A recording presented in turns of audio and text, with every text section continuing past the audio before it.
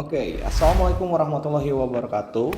Kembali lagi bersama saya dalam acara Badami Forum dengan program Bandung Digital Culture Academy. Pada video kali ini kita akan bahas yang sempat viral ya, terkait dengan bullying atau banyak yang bilang netizen maha benar. Yuk simak videonya.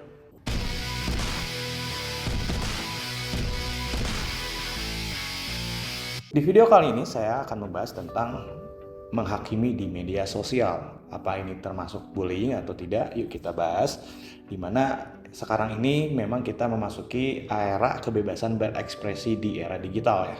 Jadi masyarakat semua bisa sangat mudah mengakses media sosial, mengakses informasi dengan mudah, banyak sekali kanal-kanal ya, baik dari Instagram, YouTube, terus juga platform berita dan lain sebagainya. Dan media sosial ini memberikan kebebasan berekspresi kepada semua orang. Jadi media sosial telah mengubah langkah komunikasi dan ekspresi dengan mendemokratisasi penerbitan, memungkinkan setiap individu dengan akses internet untuk menyuarakan pendapatnya kepada banyak halayak global, dan platform ini melampaui batas geografis ya, karena bisa diakses di mana saja, menghubungkan orang di seluruh dunia dan memfasilitasi interaksi melalui komentar, likes, dan membagikan banyak tulisan, terus juga menciptakan ruang diskusi publik yang partisipatif.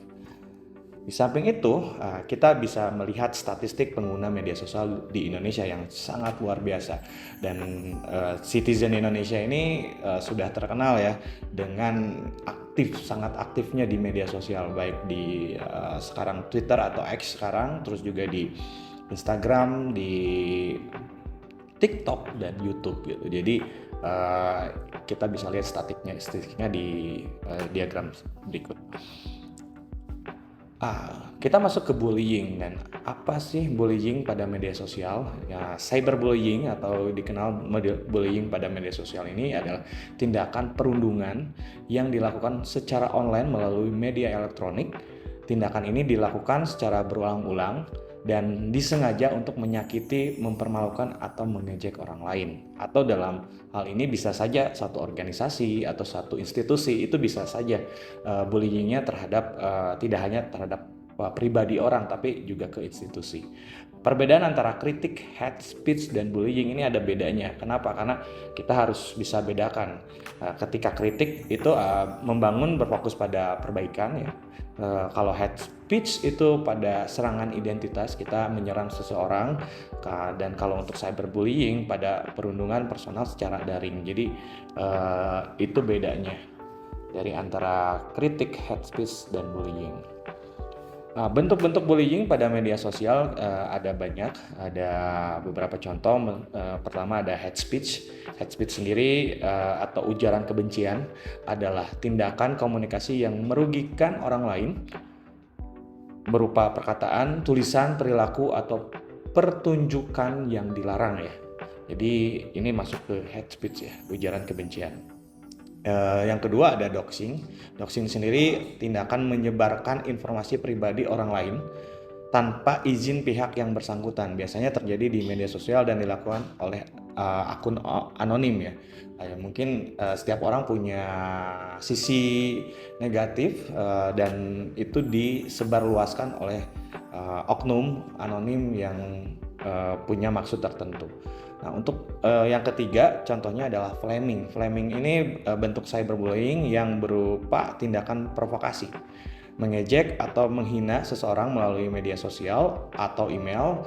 Flaming juga dikenal sebagai roasting ya. Kita kalau para komedian itu merosting, tapi kalau itu kan untuk entertain. Tapi kalau untuk di cyberbullying, flaming ini biasanya lebih ke provokasi ya, seperti itu. Untuk yang keempat ada mass reporting ya. Mass reporting ini pelaporan massal adalah tindakan sejumlah besar orang yang melaporkan konten yang mencurigakan atau berbahaya secara bersamaan. Jadi biasanya ini kalau sekarang kan ada buzzer ya, itu langsung menyerang gitu satu orang identitas atau satu institusi gitu. Itu biasanya kita serang dengan ya mass reporting. Jadi reporting yang cukup banyak, biasanya dalam bentuk buzzer.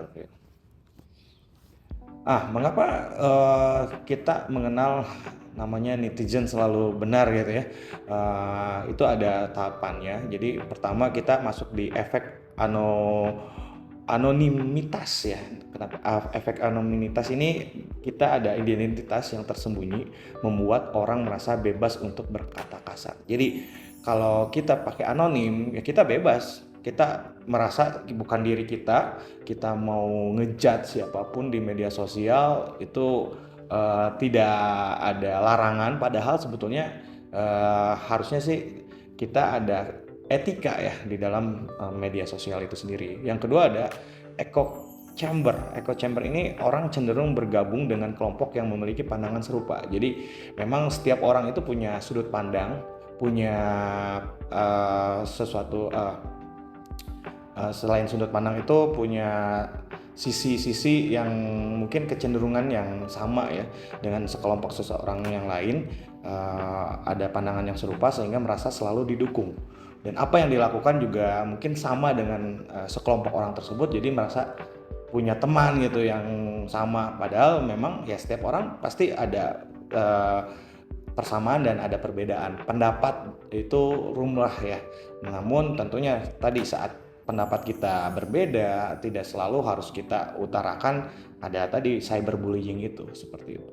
Dan yang ketiga ada kurangnya literasi digital dan empati dunia maya ya. Jadi dengan kurangnya literasi digital dan empati di dunia maya ini menyebabkan kesulitan membedakan informasi yang benar dan salah. Itu jadi ada yang hoax, ada yang sebetulnya juga bukan informasi yang betul, kurang kesadaran akan dampak perkataan dan tindakan terhadap orang lain secara daring. Itu biasanya kenapa netizen merasa benar ya. Dan memang tidak semua yang dilihat, dirasa dan juga didengar itu betul kalau di dunia maya ya. Jadi kita harus cross check lagi, harus saring lagi gitu. Jadi memang tidak bisa kita langsung putuskan. Banyak sekali informasi-informasi yang ditambah atau sekarang ada kasus langsung digoreng gitu. Jadi biar viral seperti itu. Menghujat apakah termasuk bullying? Di sini termasuk bullying. Kenapa? Karena jika hujatan dilakukan secara terus-menerus, berisi penghinaan kepada personal atau institusi atau melibatkan ancaman, maka itu termasuk cyberbullying ya. Dan ini mungkin pernah kita lakukan juga di dunia maya ya. Indonesia ini yang sedang bermain di kualifikasi Piala Dunia ya, ini juga banyak sekali netizen kita juga yang saat timnas kita nih dengan Bahrain ya saat itu juga ada ancaman-ancaman ya, walaupun ancaman itu ya bentuknya sebagai tekanan ya supporter terhadap timnas mereka gitu. Itu juga sebetulnya bisa masuk di cyberbullying. Hal ini tentunya akan berdampak negatif kepada negara kita dan juga kepada timnas kita, walaupun kita juga mencoba untuk memberikan hal-hal positif bahwa Indonesia nggak seperti itu. Memang barbar di dunia maya, tapi juga mempunyai sisi yang ramah di dunia nyata ya. Itu yang kita coba sampaikan, dan tentunya ini harapan kami juga netizen di dunia maya ini tentu harus bisa bijak ya dengan apa yang diberikan, statement-statement yang diberikan. Jangan sampai ada perkataan untuk hujatan ataupun tadi ada ancaman, itu yang memang jadi permasalahan. Dan kritik yang membangun ini akan bertujuan untuk memperbaiki dengan cara yang sopan dan fokus pada permasalahan gitu. Jangan sampai ini bakal melebar gitu. Sangat berbeda dengan penghinaan dan yang bertujuan merendahkan dan menyakiti gitu, seperti itu. Jadi jangan sampai ya kita dalam kompetisi ya, tadi ada timnas kita sedang berjuang, itu ada sesuatu hal yang buruk dan itu akan merugikan kita sendiri sebetulnya. Dampak bullying di media sosial, ada dampak bagi korban sendiri atau tadi bagi institusi yang mengalami, tadi saya sudah sampaikan salah satunya itu tentang timnas kita di timnas Indonesia bisa saja jika terbukti tentu akan ada investigasi ya. Dan salah satu contoh juga ini terkait dengan Kota Bandung, kota kita. Bandung sendiri sudah membranding sebagai kota menuju cerdas dan mendapatkan nilai yang cukup luar biasa. Dan kalau masyarakat yang belum paham tentang kota cerdas, ini akan sangat bias. Kenapa? Karena ketika kita mendapatkan nilai yang baik, dijudge bahwa ya Bandung baik dari mana? Masih macet, masih sampah di mana-mana, masih banyak problem. Yes, karena smart city itu kita masih berproses.